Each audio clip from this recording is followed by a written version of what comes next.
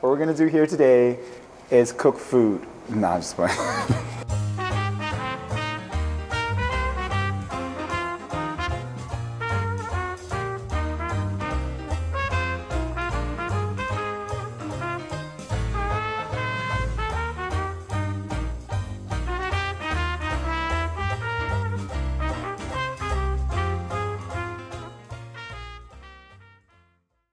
I guess I'll introduce, thank you guys for coming out to kind of watch this whole thing. We're in the Essex market in the Lower East Side. We got this little thing called Mardi Gras meets the Lower East Side. And we are in the Lower East Side, Delancey and Grand, but we're in the new Essex market because it used to be across the street and there's a little bitty place and it's all grungy and like bustling. Now it's all like, it's like this, new, you know, all fancy and everything. So what we'll do is, in New Orleans, it's kind of like this soup thing kind of absorbs a little bit of the toxins or the fun time activities. We're gonna make a gumbo, which is a soup. It's a hybrid between a soup and like a stew because it's kind of chunky. It's not like a puree, liquidy kind of thing. But it'll be a pipe dream to believe that in 1 hour's time, I think that's what we have, to make a gumbo. It's just not possible. I've been kind of like prepping before. So what I did was, instead of you guys watching me cut onions, cut this and cut that, this and that, I'll give you like a speed course. So actually, if you did this in advance, you can make gumbo in 30 minutes whenever you feel like it. So we'll start off with, all right, everything on, let's see. So I'll still tell you everything that's going on. And if you have this kind of stove, it'll work well because it's got all kind of stuff. It's got a grill, this flat plate. Oh my God, it's better than my house kitchen. We came here a little late because we bought a full-on professional kitchen and they had everything we needed here, sort of. So we had to bring the professional kitchen back. We meaning me and this car ride. So this is the one for this one.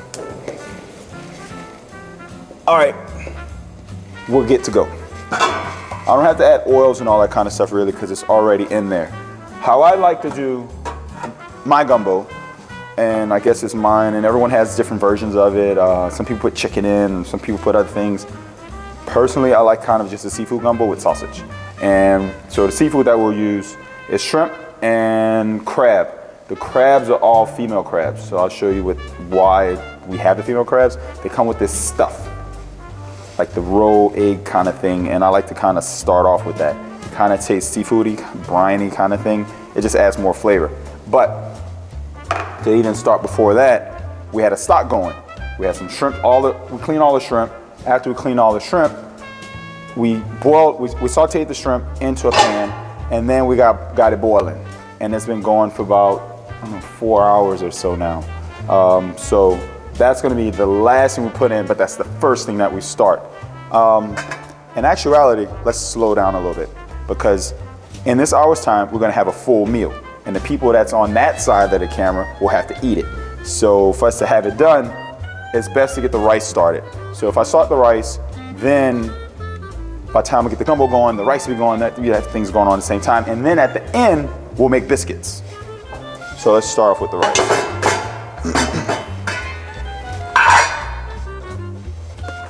I like to start my rice with olive oil and then the rice.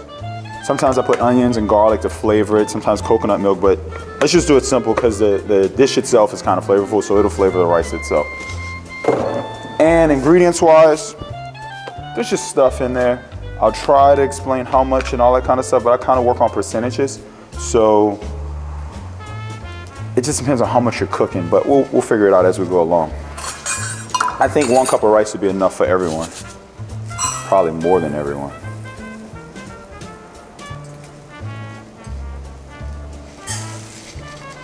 And then I personally like to toast the rice a little bit as I go along before I add the water.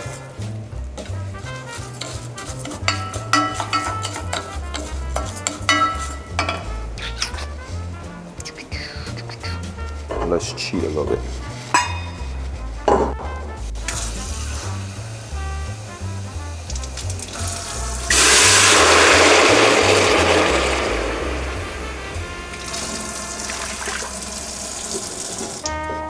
You saw that cauldron back there? All right, wait up 1 second.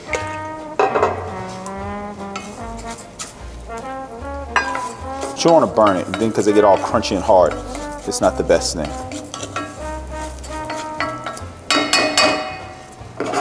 Yeah, the type of rice we use, I'm using, there's all kinds, like the short grain, long grain, brown.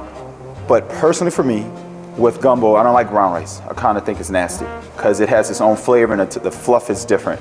So it kind of absorbs the gumbo, so then you got kind of like soggy rice. It's not the same. I prefer long grain white rice, and it's a Carolina. That's just a kind of like, it's not parboiled. I don't really like that either. And normally, not even normally, but as of late, I've been using rice cookers, so I don't have to do all this. It does it for you. But for certain rice, this one you need a 2-to-1 ratio between rice, 1 to 2 water. But I already measured it over there, but I'm gonna make sure. And me, I like that just a little bit more just in case I kind of like messed up. Because that's what the rice cooker does. I always add a little bit extra. And once it gets to boiling, then I'll put it on this part, which is already on, and it'll just kind of like simmer its way off. So hopefully by the time, that's gonna be about 20 minutes or so. By the time that's done, we'll have a whole gumbo made, and then we'll start on the biscuits. So me, I like to start mine with tomato paste. We made this tomato paste. I prefer vine ripe tomatoes and like plum tomatoes. And then you can take the seeds out, but that's a lot of effort. I don't really like doing that. Or you can score it and boil it and then cool it off and take all the skin off. A lot of effort. Just cut it up, face side up in the pot. Then you put your seasoning, garlic and all that kind of stuff and let it just cook down. This was going probably about the same time as the stock. Maybe about 4 hours, but not so high. So I like to start my gumbo with a tomato paste.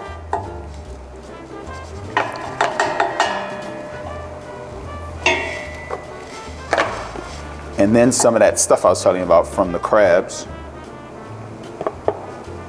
Can you say that again? And the lady crabs? Oh, this stuff right here is, I mean, it looks gross, I ain't gonna lie, but it's really tasty. There's male crabs and female crabs, obviously.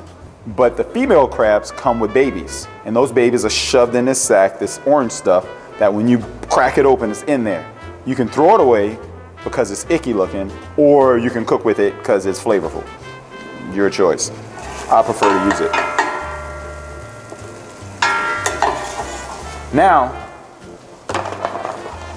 after a long time of cutting, okay, since I've been young, like I guess I've been cooking for a while, everything we started with was celery, bell pepper, and onions. I found out later on as I got older, they call that the Trinity. So I'm assuming, and I take it on, it's just a Trinity. But I could start it in this pot with oil and cook it down, but I've done it earlier. But I like to cook it really, really, really, really slow. So this is probably going another maybe 2 to 3 hours so it can get real together. Because I don't like biting into like pieces of onions and stuff when I'm cooking certain things. And it has the oil already in there, so I don't have to add any extra oil. And this other stuff is about to happen. You're gonna see.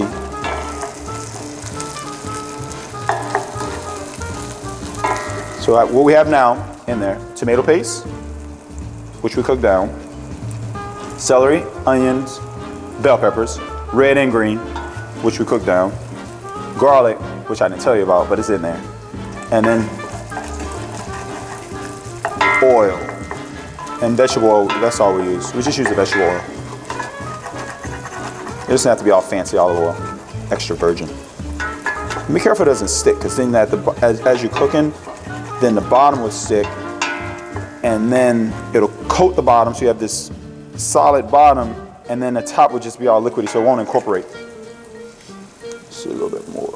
Oh, that's enough. We have more questions about your crabs. Oh. Is it like a particular type? Yeah, they came from Louisiana. This purveyor down the street, actually, still in the Lower East Side. Aqua Best, I think they're called. But I don't know, I just know it's on Grand between Eldridge and Forsyth. They ship them up, you know, so they ship them up for us. Not just for us, but for everybody. But so there's a blue crab. That's the only ones I really kind of know. I know about the Dungeness and snow crabs, but I've never had that in the gumbo. So truthfully, I don't even eat the crab when it's in there. It's just for flavor. But if you feel like taking time and picking it and all that kind of stuff, have fun. So that's going. Now, what else? Oh, this is the base of all gumbos. This is flour in a fat. I use the oil as a fat. That fat, sometimes you can butter, but it won't work as well for me. And you can go in different stages of what it is. It's called a roux. Hold on one second, it's getting a little too hot. This has been going since, oh my God, we got into the shop at around 8:30. So 9, I think it's 6. It's been going for about that long.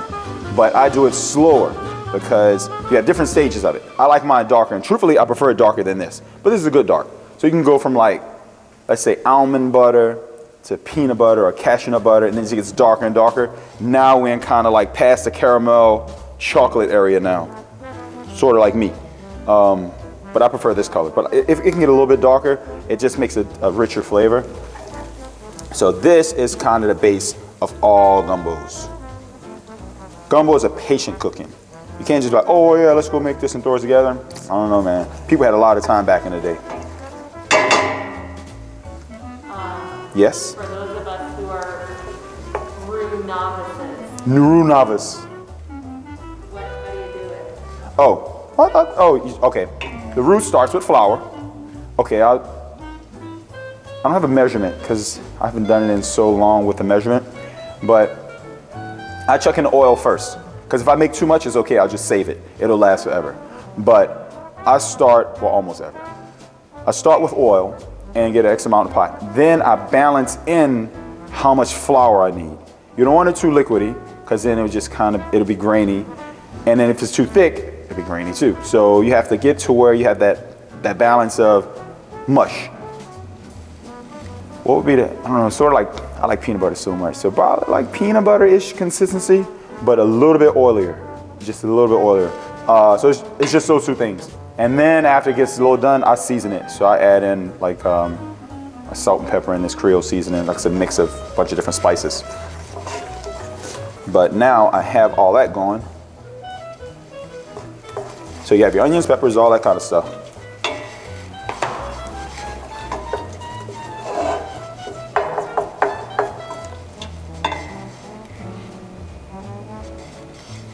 You want it to bubble. Because even though everything's already cooked, they're not cooked together. So you still have to kind of cook it and then make the flavors blend in.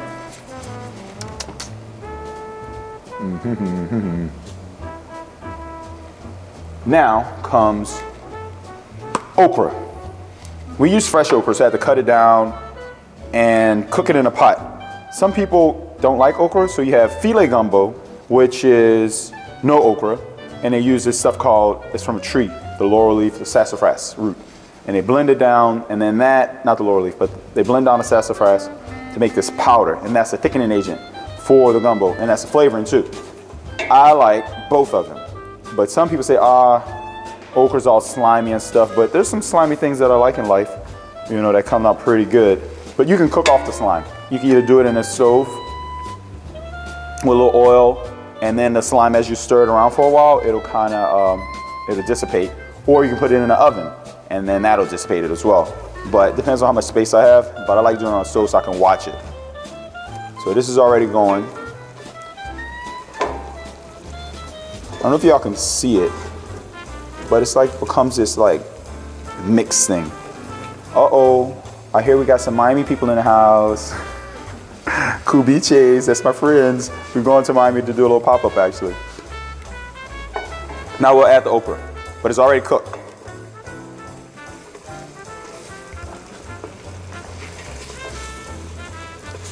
This is enough.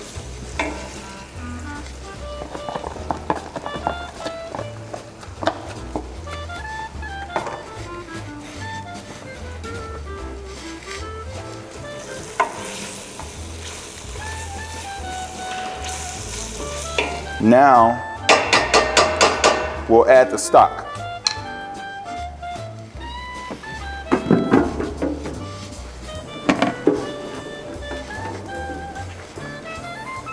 This is the stock. That was the shrimp shells, after we clean the shrimp. So we saved the shells and then cooked it in a little oil for a little while just to bring out some flavor, and then it turns pink. After that, you add water and just let it go at it. So there's some crab in here too, actually. So this was going on, like I said, probably about, I want it hotter than that.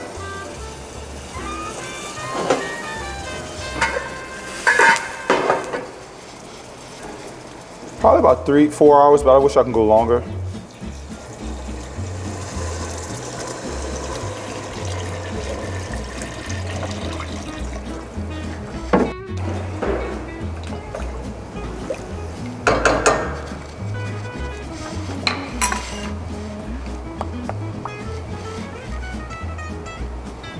Where's the top?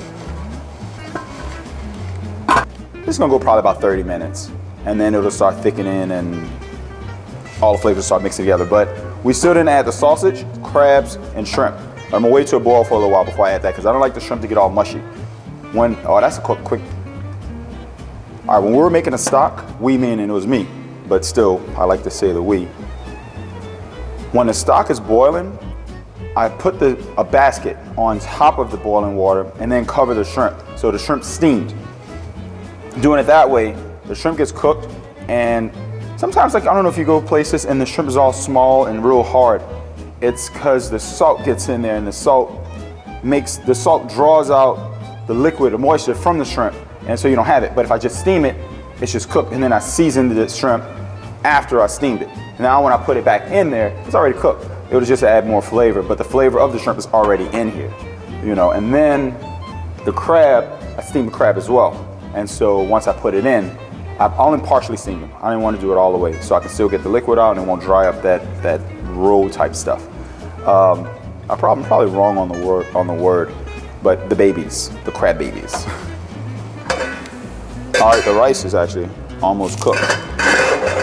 So it's, I guess we've been doing this about 20 minutes. But once this gets to a boil, we'll know.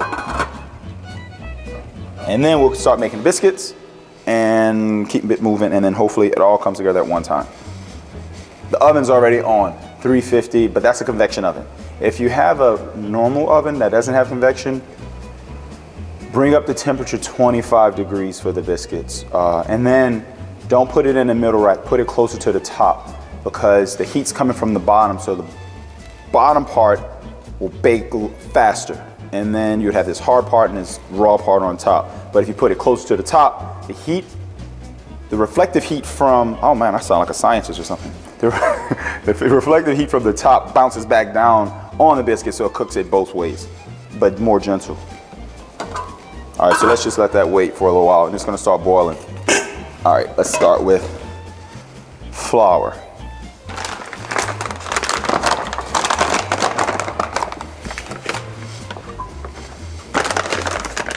So we do two things at once.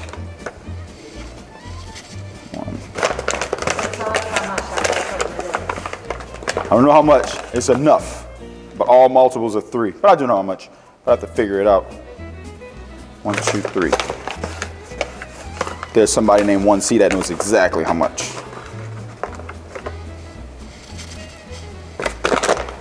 This one, so you have the flour. But all biscuits basically have the same ingredients. It's just how you put it together. But I'll say if you want to start with biscuits, like say you want to get good at it, don't roll them out. Like, that's when it starts getting dense, and it's a certain hand texture. So how I'm doing it is a drop biscuit. So you just kind of lie it there and then let it do its thing. So you're not working it too much. But when you do the ones that are like real perfect looking and you have to roll it, it just makes it dense. So if you're not so good at it, the result just doesn't come out so good, I think, for the first time. Or maybe you look good the first time, but don't do it the next time. So I just think it's easier the ones that we're doing. So now we'll do some baking sugar.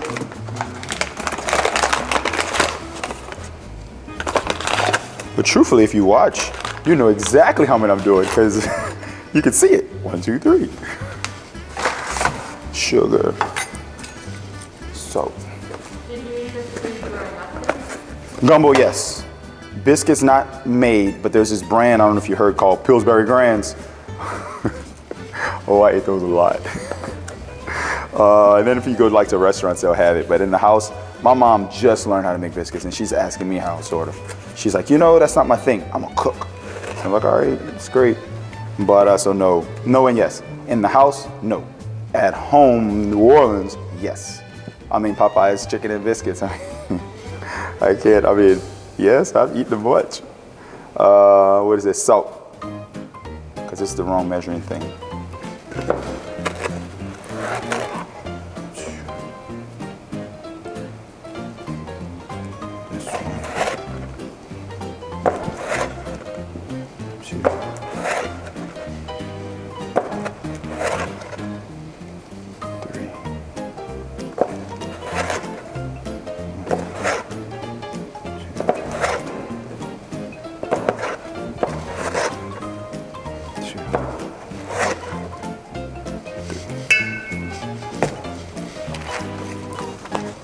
This is a 1/4 teaspoon. It's off of the one that I really want, so I have to kind of do more, it looks like. Baking powder.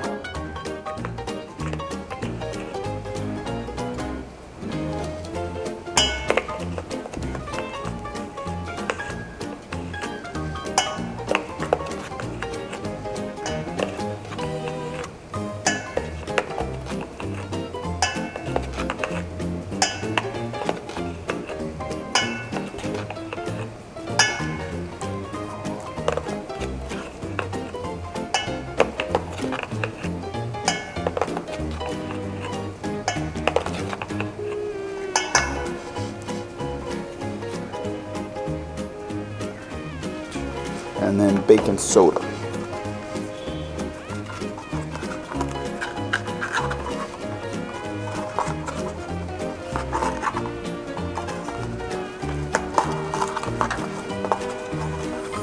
These I like to level off because this stuff it meshes, it'll be all nasty.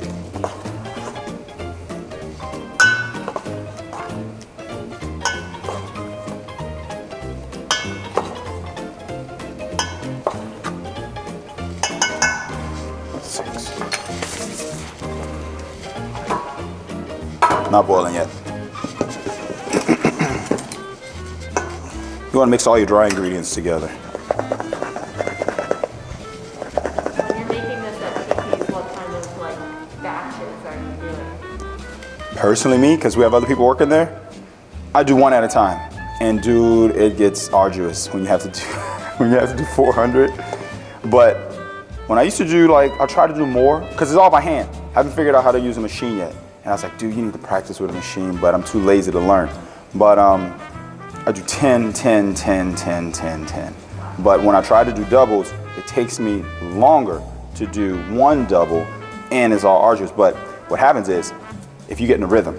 So if you get in the rhythm, you're like, okay, you start one batch, then you put it in the oven. As that's cooking, you start another. But what happens is, I don't use one bowl. I line up a few bowls. So you throw all the flour and all the dry ingredients. And then as you go along, as I'm adding the, let's say the salt or whatever, one's cooking, one's already wet. And then you just kind of rotate. And then it gets good. You know, I could do actually I'm old, fat, and ugly, so I don't know how many I can do now. But rice is done. But you want to make sure it's done. See how fluffy it is? You see? But now you can let it sit and it rests and make sure all the moisture is gone.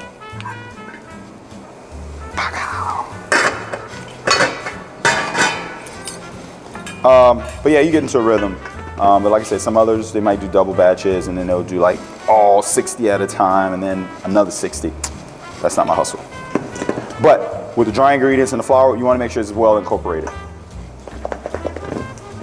Because then you have these pockets of saltiness, or sometimes say if you have cakey moisture gets onto one of the dry ingredients, then you have this pocket that says sugar or baking soda, and then it'll be white when you finish the biscuit and you bite into it. It leaves this kind of, I don't know if it's bitter, but it's just not so good to me. Some people might like that. So the dry ingredients are all set. Let me go to the fridge and grab some butter. All right, it's boiling. Let's bring it down and let it just simmer.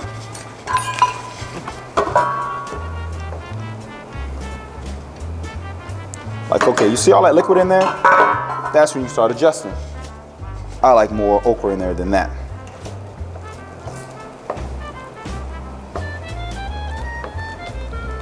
So what's the okra gonna do? What does that do? It's a thickening agent too. The okra, but I like how it tastes and I like the texture of it. But and I like just different things in it instead of all one liquid. But see, my aunt, she makes a good one, but she doesn't put okra in hers. Hers is just filet. And then filet is this stuff. The stuff I was talking about with the root from the sassafras is grounded up. It's a thickening agent. It's a thickening agent as well. Hers is just this. But hers is just like liquid with like big chunks of shrimp and sausage and all this stuff. So you have this like liquid with this, it's like a broth basically. And then you put that on the rice, so then you have to kind of like spoon up the liquid with the rice. Hers is really good, but I like the okra stuff. I used to hate okra, but now, I don't know, I just like it. So we're gonna let that go in probably until the end. So butter. I like to cube my butter. If that's one secret about making biscuits, that's probably the one.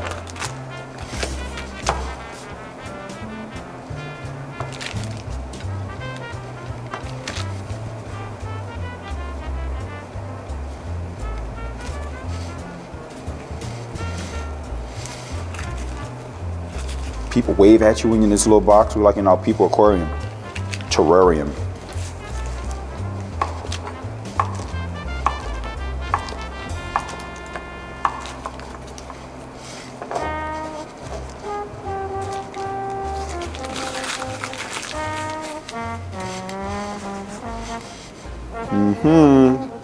Cautious eye. Now incorporate the butter into your flour dry mix.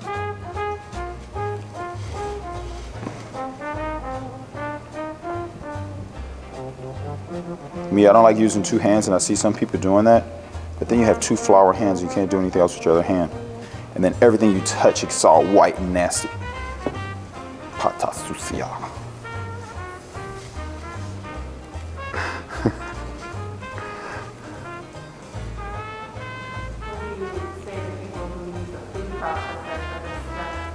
For the butter part, that's the part I think I'm gonna have to start doing, but I just don't. And but you have to get it really cold, and you have to pulse it. And then, it shreds it too fine for me. So I said, oh, I have to just maybe I could figure it out. But then I was thinking, you have a bakery. I don't know if I ever went into a bakery or worked in a bakery, but they have these dough separators and have these other things that this blade shoots up and separates everything. But I was thinking, if I had a flat one, because you get butter in flat sheets too. And then that machine goes in, and then you can put it in the mixer, and then you can pulse the mixer, so it'll be just almost as like me using my hand. But the processor, I haven't tried it, so maybe they're great at it, but I haven't tried it, so I can't speak on it. But I just think that it'll get a little fine for me, because I like when the butter's larger, and then what happens is when it's melting, it's frying the dough. So basically it's getting fried from the inside out. So I like that. Best damn biscuits on earth. What sandwiches are served on a biscuit at the restaurant? Aha, this is one. It's probably the most popular. I mean, it is the most popular for us. Fried chicken on a buttermilk biscuit with coleslaw and gravy. Then you could do the eggs, like eggs with bacon, egg, and cheese, smoked salmon, egg, and cheese, and all that kind of stuff. But the chicken is the most popular. That's what we're gonna do at the end of this, just for fun. But recently, today, guy got shrimp on his biscuit. So you can put anything on it, but the menu, how it was set, is just the chicken or the egg. Chicken or egg. Bring it down a little bit more. Now, buttermilk.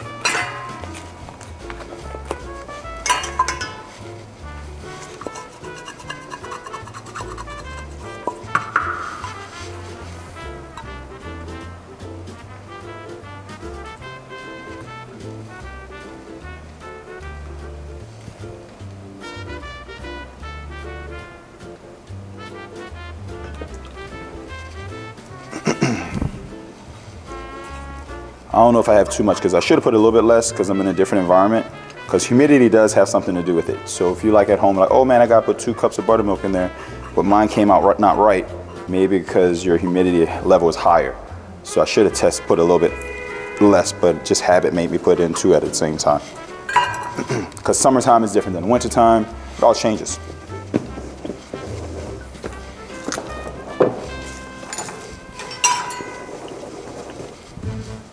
Now you just want to wet your dry ingredients.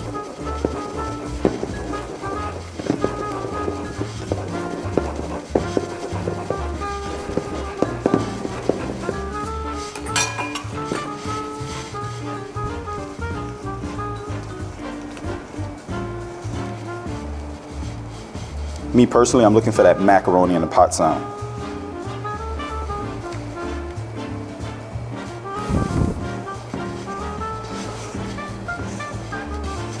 But see, the thing is, it looks dry, but you don't know yet because there's wetness in there. So then you might be like, oh man, I need more buttermilk. And then you start adding and then it becomes too watery. It won't be nasty, but it would just be flat. I don't like them too flat.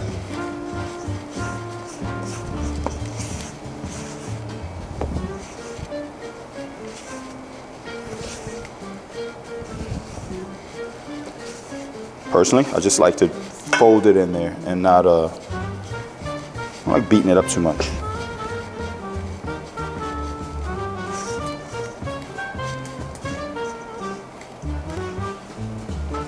So I think it needs a little bit more milk.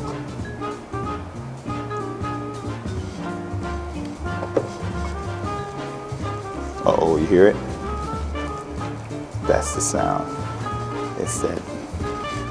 Somebody made that sound famous.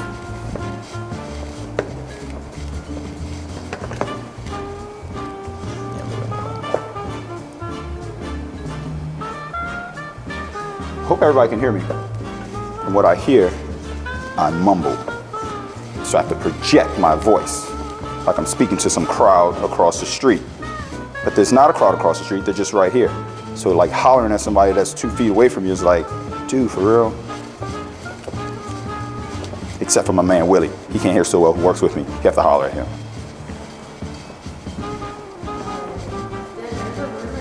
A rumor?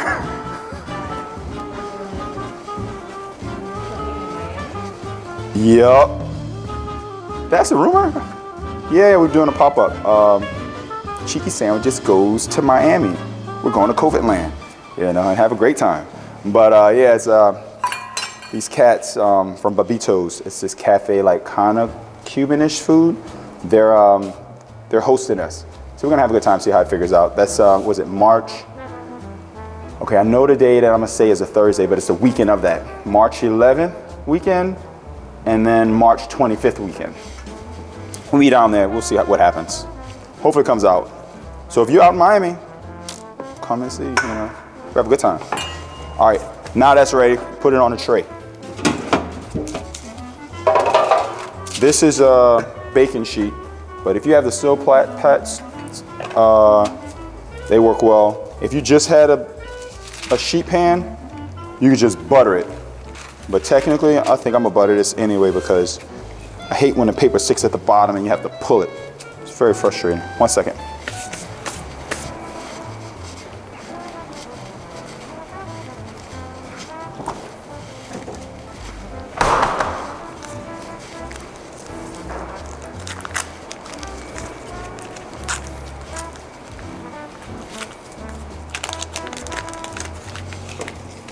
Wait.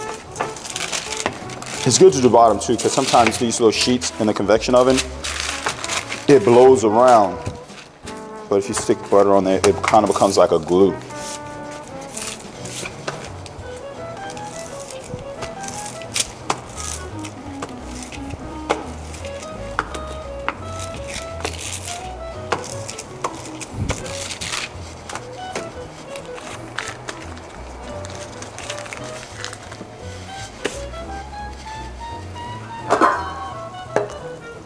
Yep.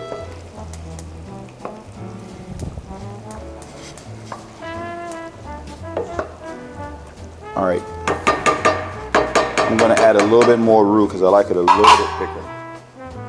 And then I'm gonna add seasoning, but that's a little later. So darker, why did you make that choice? Why do I like it darker? Why did you add more Roux? Oh, right now, not for the darkness, just for the thickness. All right, the roux is a thickening agent as well, like flour, once you add it, but it doesn't start thickening, science fact, until it starts boiling. So if it doesn't boil, you're not gonna know how thick it's gonna get. So I know that it's boiling, and it's a little watery. Not watery, but personally I like it a little bit thicker. But like my aunt was saying, hers is a lot watery, but like I said, it's a broth, and it's just really good. All right, so now let's put these in the oven. The oven's on. We already tested it earlier. Yeah.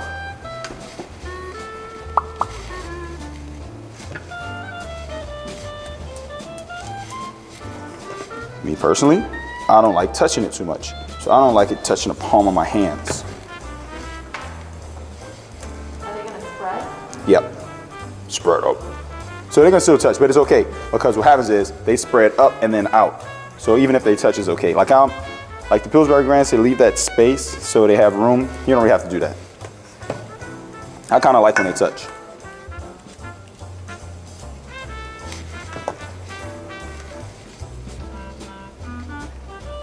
How heavy are the serving sizes? I don't know. I know I'm gonna make 10. But then if you make 9, they're just bigger biscuits. If you make less, they're smaller. I've doubled it, no, not doubled. I did like 15. They become really small, like sliders, but I don't know.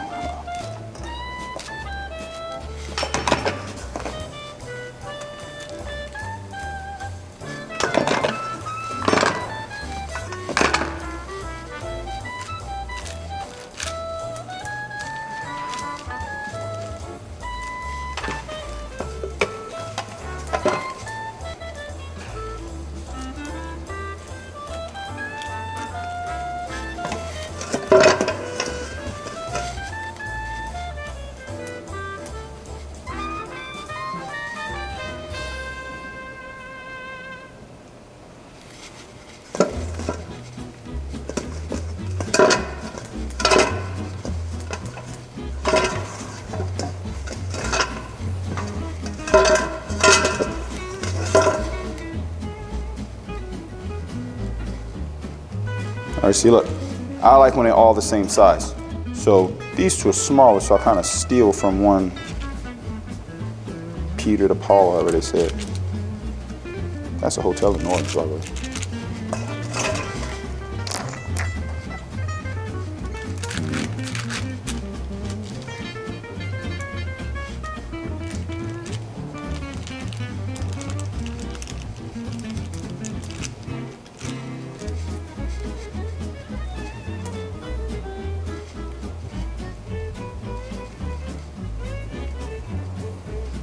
All flours are different, you know, so they come out different depending on the type of flour you use. Like this one has more gluten in it. You can feel it. You can feel it pulling back. The one we use at the shop doesn't pull back as much.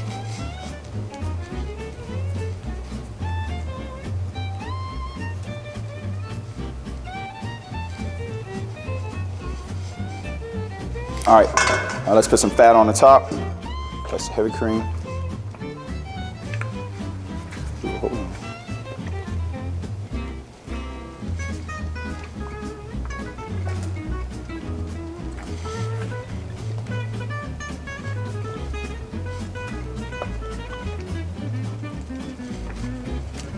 Ta-da, give us about 12 minutes and that'll be done.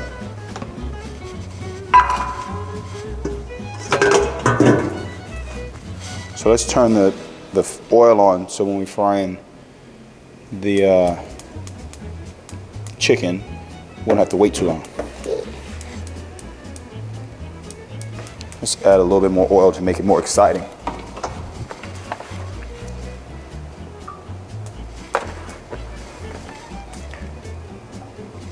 Like frying makes a huge mess in the house. So it'd be good if you have like those screens. So 15 minutes, we'll be finished.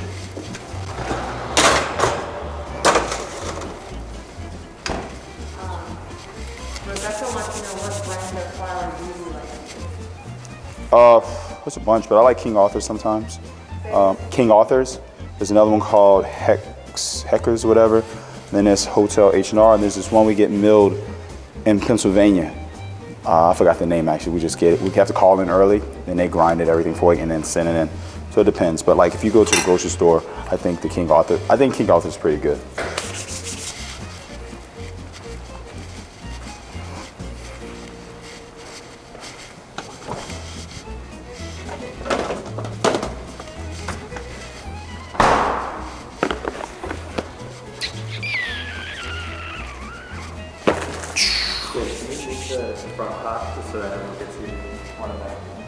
Oh, this one, flip, Yeah, switch. if you're gonna start with that,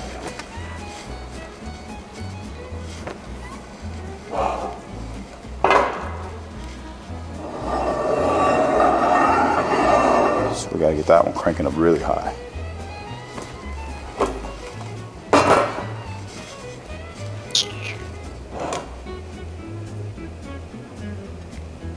Bottom right.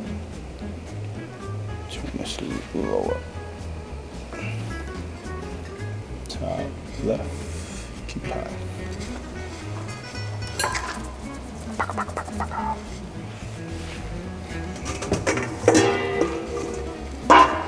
Another bowl. Frying chicken. This is flour, seasoned flour.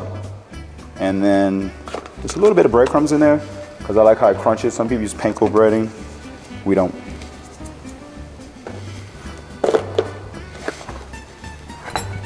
So the chicken's been marinating, but I like it when it's a little wetter because then the flour sticks there a little better. What was it marinated? Buttermilk, seasoning, hot sauce.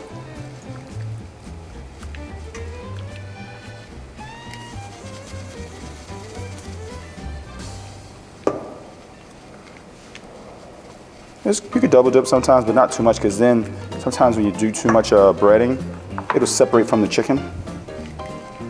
And then so you have this like cooked chicken and then this breading on the side. Not so good. All right. We don't have a thermometer, so what we'll do is I'm gonna test the oil. So you just take like a little clump of the flour and chuck it in there. And when that thing floats and turns brown, it's gonna be ready.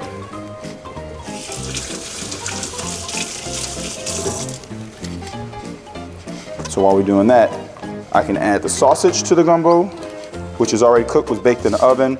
I like to char it a little bit more, because then, so when it's in there for a little while, it's a smoked sausage. It's not so spicy, this one, but it's still good. Shrimp and crab. Like I said, the crab was steamed, the shrimp was steamed earlier and the crab was steamed earlier.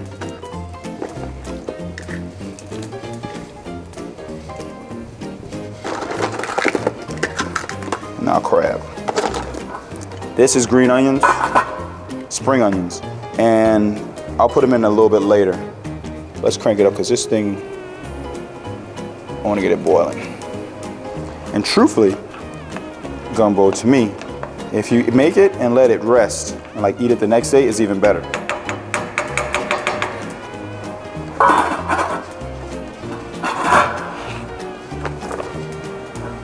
Let's just add it.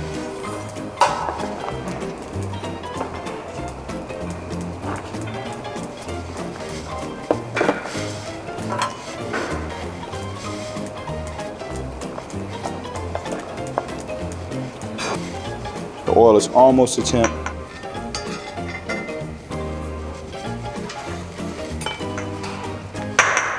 I like to get the excess shape off because it dirties your oil. Be careful putting it in there. You want to lie it in. If you do it the other way around, stuff be popping everywhere. So while that's going on, we can put the rice in a bowl and the gumbo is roughly ready.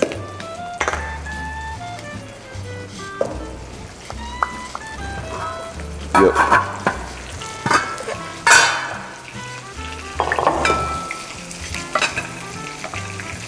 Truthfully, this 1 cup of rice is not that much. So you guys have petite servings.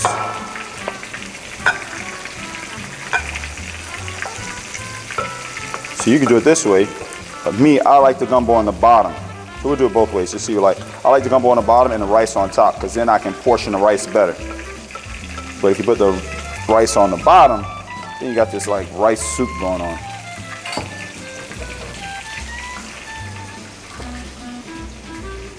Bowls.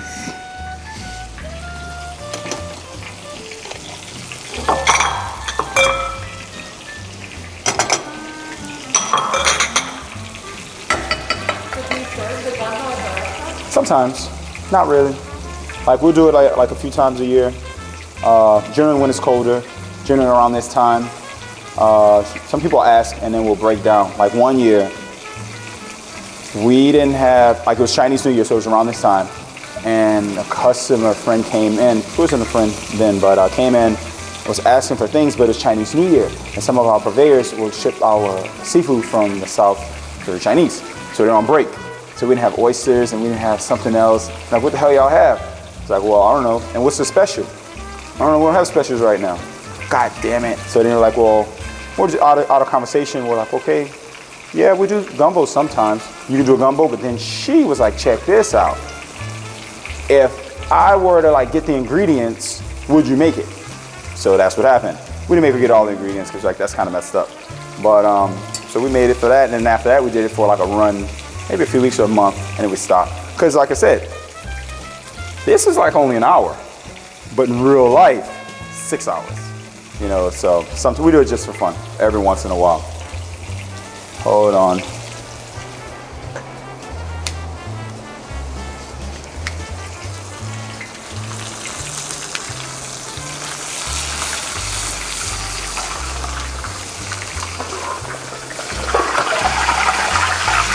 Let's do this, because I want the oil to get even hotter.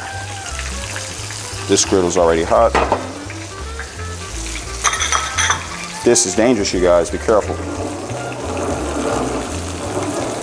The cast iron retains the heat well.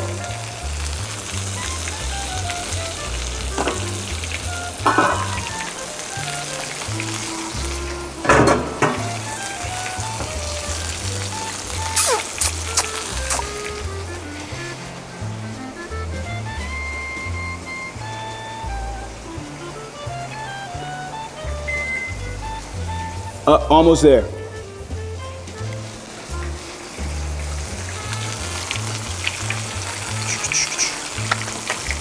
Ladle, ladle, ladle.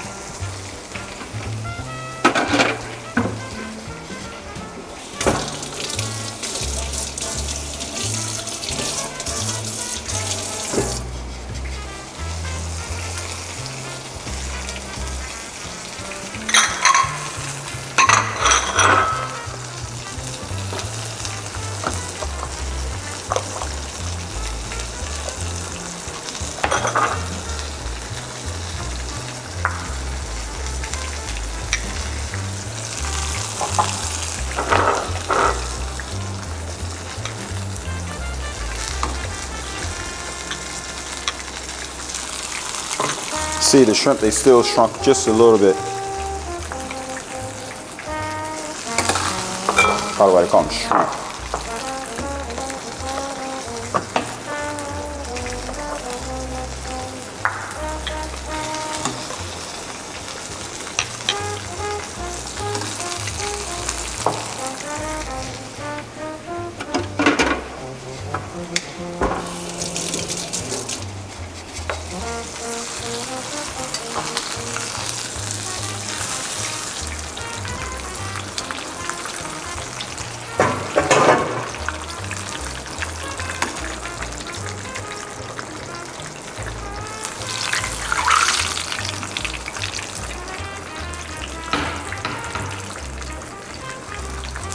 Not everybody might want crab.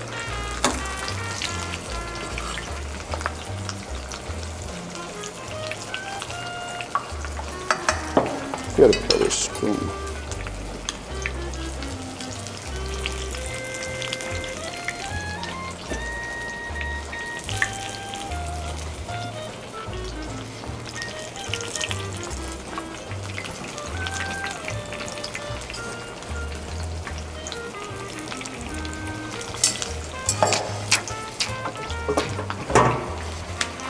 This is ready. You can tell by the sound.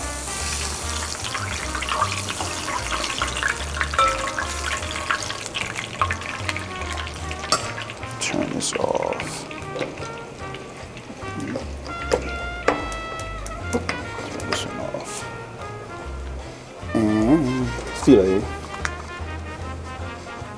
I like adding extra filet to the end. When you mix it all in, to me it's good. And then a little seasoning.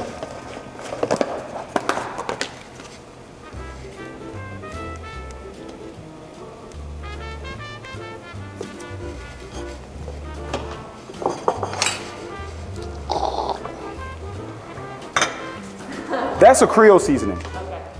This is like a blend, but we don't make it. It's this dude named Tony Shastras. So it's paprika, cayenne pepper, garlic powder, celery powder, onion powder, and I think fennel's in there as well, black pepper and salt. So we didn't make it up. That's like, you go to any one house in New Orleans, it's there, but it's a bigger bottle. It's like this green thing. Everyone uses it, but on everything.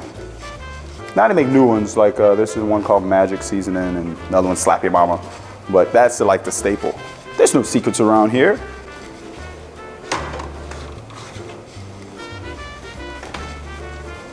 Got it. What do you want these? Now, it's best to let them rest a little bit because they're really crumbly, but we don't have that kind of time. We cook it on the inside too, because then that keeps the liquid and stuff better. Now watch this. This is coleslaw. It's red cabbage. It's not a mayonnaise-y based coleslaw. It's more of a pickled cabbage. It's slightly sweet. So people that say, oh, I don't like coleslaw, it's a little different. You know, it's not that mayonnaise gook thing. Piece de resistance. Uh-oh, guess what I forgot, guys? Hey guys, we forgot something. Gravy. But it's already made. Everything that's in the chicken sandwich and the biscuits is in the gravy. So it's a chicken stock, heavy cream, and then there's a roux, but it's a butter roux instead of the flour roux that we did earlier.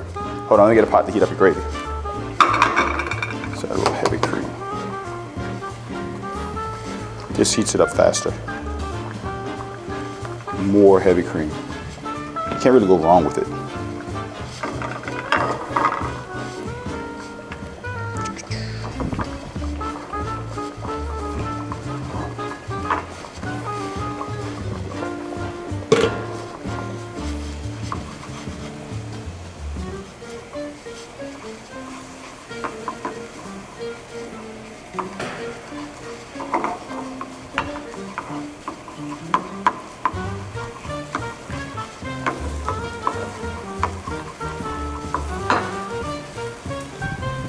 I had to move my hand. This thing is hot as hell. Excuse me.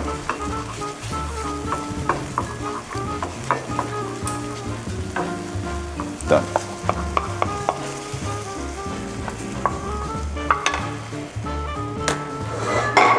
Top it.